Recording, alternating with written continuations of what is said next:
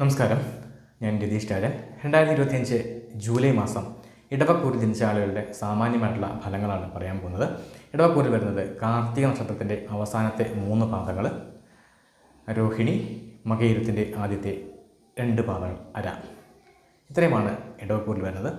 ഇടവക്കൂറിൽ ജനിച്ച ആളുകൾക്ക് പൊതുവെ ഈ ഒരു മാസം ധാരാളമായിട്ട് ചിലവ് കൂടുതലായിട്ടുണ്ടാകുന്ന ഒരു മാസമായിരിക്കും. പല വിധത്തിലുള്ള സാമ്പത്തിക ചിലവുകൾ ഈ ഒരു മാസം ഇടവക്കൂറുകാർക്ക് സഹിക്കേണ്ടതായിട്ട് വരും.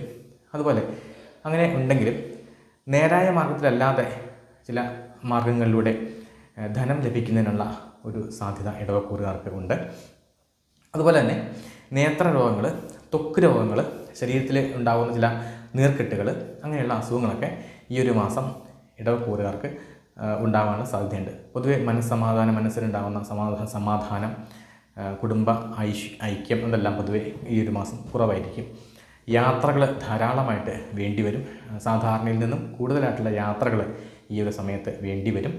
അതുപോലെ തന്നെ ക്ഷേത്ര ആചാരങ്ങളുമായിട്ട് ബന്ധപ്പെട്ട അല്ലാത്ത തരത്തിലുള്ള ചില അഭിചാര കർമ്മങ്ങൾ പോലെയുള്ള ചില മന്ത്രവാദ കർമ്മങ്ങളൊക്കെ ആയിട്ട് ബന്ധപ്പെട്ടിട്ടുള്ള ആളുകളുമായിട്ട് ബന്ധപ്പെടുന്നതിനും അതുപോലെ തന്നെ അത്തരം കർമ്മങ്ങളൊക്കെ ചെയ്യുന്നതിനുമുള്ള ഒരു സാഹചര്യം ഈ ഒരു സമയത്ത് ഇടവക്കൂറുകാർക്കുണ്ടാവും. ഈ ഒരു സമയത്ത് ഈ ജൂലൈ മാസത്തിൽ ഇടവക്കൂറുകാർ പ്രത്യേകമായിട്ട് ശ്രദ്ധിക്കേണ്ട ഒരു കാര്യം, മറ്റുള്ളവരുടെ കാര്യത്തിൽ ഒരു കാരണവശാലും ഇടപെടാൻ പോകാതിരിക്കുക എന്നുള്ളതാണ്. അങ്ങനെ ഇടപെട്ടിട്ടുണ്ടെങ്കിൽ ആ പ്രശ്നം കൂടുതൽ വഷളാവുകയും അത് നിങ്ങൾക്കും അവർക്കും കൂടുതൽ പ്രശ്നങ്ങളായിട്ട് മാറുകയും ചെയ്യും. അതുകൊണ്ട് മറ്റുള്ളവരുടെ കാര്യത്തിൽ ഒരു കാരണവശാലും ഇടവക്കൂറുകാർ ജൂലൈ മാസത്തിൽ ഇടപെടാതിരിക്കുക.